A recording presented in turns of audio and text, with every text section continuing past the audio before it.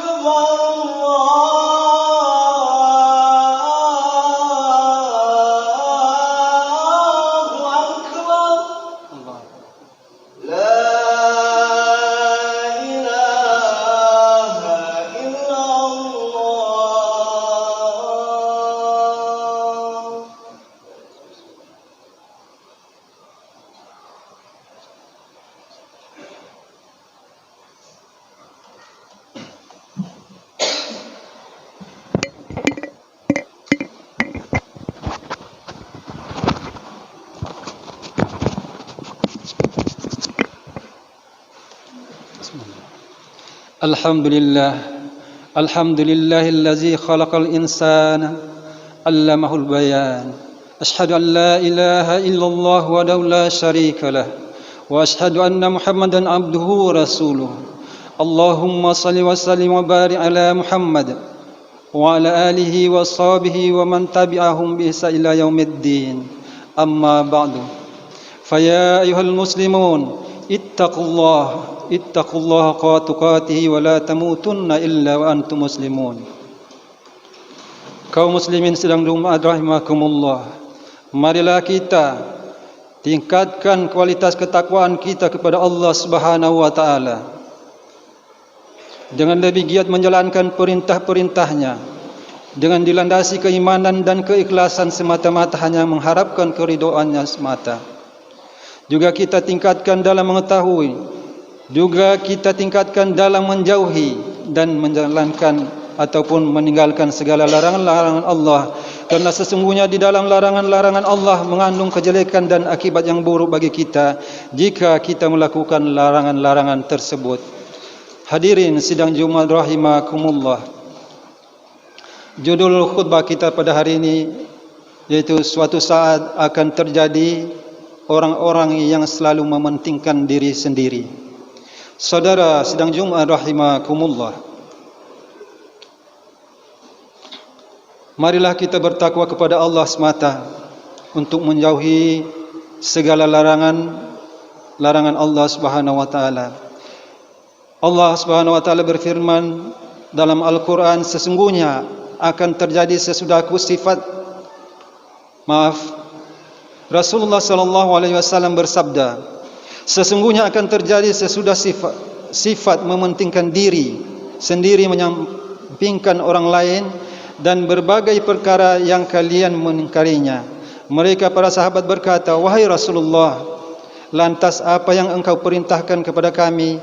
Beliau bersabda, kalian tunaikan hak yang wajib atas kalian, dan kalian minta kepada Allah yang menjadi hak kalian. Hadis riwayat Bukhari dan Muslim. Hadis ini memberi isyarat kepada kita bahawa di zaman akhir ini akan terjadi sifat mementingkan diri sendiri dan berbagai hal mungkar yang melanda sekalian umat manusia. Dalam keadaan seperti itu, jalan terbaik untuk menyelamatkan diri adalah menunaikan tugas kewajiban masing-masing, baik kewajiban terhadap Allah maupun kewajiban terhadap sesama makhluk-makhluknya. Saudara-saudara Jumat rahimakumullah, di antara sekalian sifat manusia yang tercela adalah mementingkan diri sendiri, mengabaikan kepentingan orang lain. Sifat ini dilarang oleh agama Islam.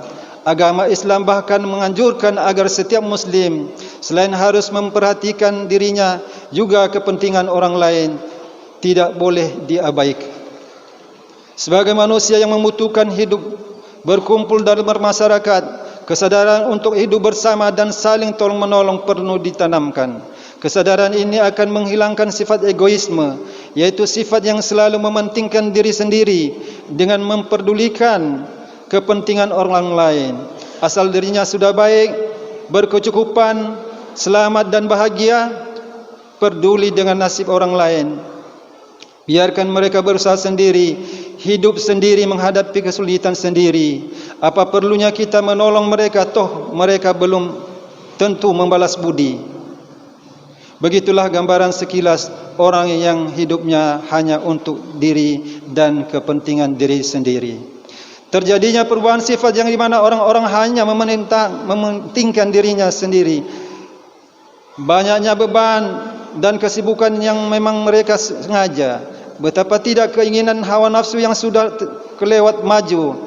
Itu menyebabkan orang memaksa dirinya untuk mencapai sesuatu yang belum tarafnya. Mereka sehari-hari sibuk bergumul dengan pekerjaan yang kelewat berat. Akibatnya segala yang terjadi di sekitar mereka tidak tahu, atau mereka sudah tahu tetapi pura-pura tidak tahu. Mereka sudah tidak peduli apa faedahnya menengok orang sakit, melayan orang mati, menghadiri walimah perkawinan, memberitahu kepada orang yang baru tertimpa bencana, dan lain-lain sebagainya. Saudara sidang Jumat rahimakumullah, bagi umat Islam, sifat mementingkan diri sendiri itu harus dibuang jauh-jauh dan diganti dengan sifat mulia seperti suka tolong menolong, memberi petunjuk kepada orang yang baru sesat iman, memberi nasihat kepada orang yang tertimpa kemalangan, dan lain sebagainya. Sebagaimana Rasulullah sallallahu alaihi wasallam bersabda yang artinya, belum sempurna iman seseorang dari kalian hingga kalian mencintai saudaranya apa yang dia cintai untuk dirinya sendiri. Hadis riwayat Bukhari. Kalau dihubungkan dengan hadis tersebut di atas, maka orang yang mempunyai sifat mementingkan dirinya sendiri itu termasuk orang yang belum sempurna imannya. Karena bagaimana mementingkan dirinya sendiri, tentu saja toleransi terhadap orang lain sangatlah tipis, bahkan mungkin sama sekali tidak ada. Hadis di atas dapat memberikan pengertian kepada kita bahawa apa yang kita senangi dari semua kebaikan yang telah kita kenyam-kenyam oleh saudara kita sesama umat Islam, kalau mereka belum bisa, maka tugas kita harus membantunya. Arti semua kebaikan itu meliputi kenikmatan taat kepada Allah Subhanahu wa taala dan perkara mudah, baik masalah duniawi maupun masalah ukhrawi. Dengan pengertian seperti itu, kita tidak berlaku masa bodoh, acuh tak acuh terhadap sesama kita. Saudara-saudara sidang Jumat rahimakumullah, kita merasa senang dan bahagia diberi umur panjang oleh Allah Subhanahu wa taala dan diberi untuk selalu taat kepadanya. Karena itu kita akan merasa kasihan bila mana ada seorang teman ataupun saudara kita yang belum mau taat kepadanya. Sehingga kewajiban kita kepada mereka itu memberi nasihat dan petunjuk agar menggunakan umurnya untuk taat kepada Allah Subhanahu wa taala. Legalah hati kita bila mana melihat keadaan teman ataupun saudara-saudara kita selalu aktif dan taat kepada Allah Subhanahu wa taala. Allah Subhanahu wa taala berfirman, dan orang beriman lelaki maupun perempuan sebagai mereka adalah menjadi penolong bagi sebagian yang lain. Mereka menyuruh mengerjakan yang makruf, mencegah dari yang mungkar, mendirikan sembahyang, menunaikan zakat, dan mereka taat kepada Allah dan Rasulnya. Sesungguhnya Allah Maha Perkasa lagi Maha Bijaksana. Surat At-Taubah ayat 71. Saudara-saudara sidang Jumat rahimakumullah, dalam kemelutnya orang-orang yang senantiasa mementingkan dirinya sendiri dan merajalelakan kemungkaran di zaman akhir, tak ada jalan yang lebih selamat kecuali harus menunaikan tugas kewajiban masing-masing sebagai hamba Allah yang baik. Yang artinya tekun menunaikan hak dan kewajiban kepada Allah Subhanahu wa taala dan terhadap makhluknya. Semua perintah Allah tidak dilalaikan meskipun dalam keadaan bagaimanapun juga. Tetapi agaknya sukar melaksanakan tugas-tugas kewajiban menyebabkan lunturnya keteguhan hati secara perlahan-lahan. Dalam suasana seperti itu, orang harus berhati-hati memilih teman, bergaul atau kalau perlu hijrah ke tempat-tempat yang dianggap aman, sehingga ia benar-benar menjalankan ibadah dengan tekun, tenang dan khusyuk. Rasulullah sallallahu alaihi wasallam bersabda, orang mukmin yang berjuang jiwa, raga dan hartanya di dalam sabilillah. Sahabat bertanya, kemudian siapa?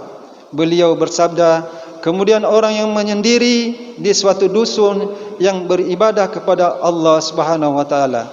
Hadis riwayat Bukhari dan Muslimin.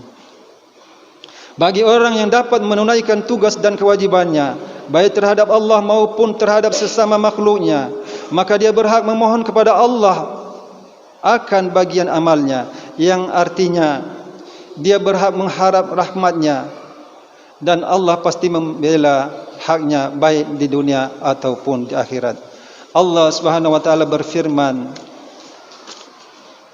adapun orang-orang yang beriman dan beramal saleh, maka Allah akan memberikan kepada mereka dengan sempurna pahala amalan mereka, dan Allah tidak menyukai orang-orang yang zalim. Surat Ali Imran ayat 57. Saudara-saudara sidang Jumat rahimakumullah, semoga kita umat Islam dihindarkan dari sifat mementingkan diri sendiri dan dijauhkan dari perbuatan mungkar, di mana hal itu akan melanda di kalangan umat manusia yang semakin hari semakin jauh dari hidayah Allah Subhanahu wa taala.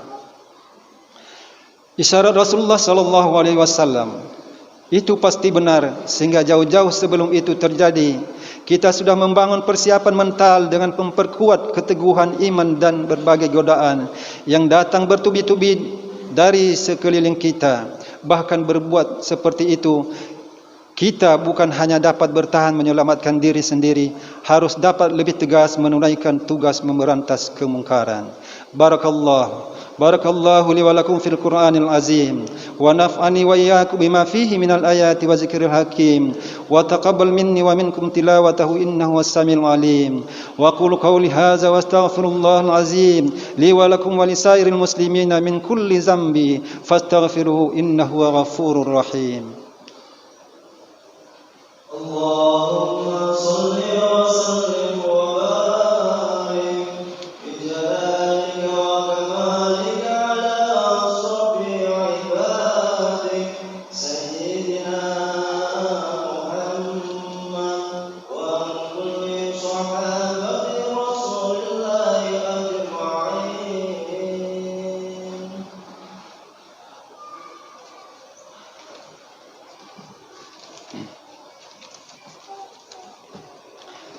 Alhamdulillah hamdan katsiran kama amar.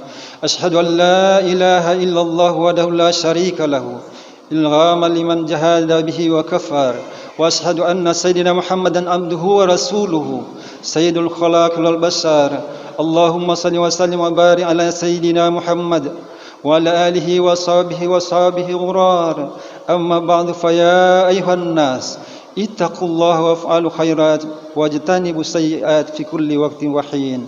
قال الله تعالى في كتابه الكريم: إن الله وملائكته يصلون على النبي يا أيها الذين آمنوا صلوا عليه وسلموا تسليما.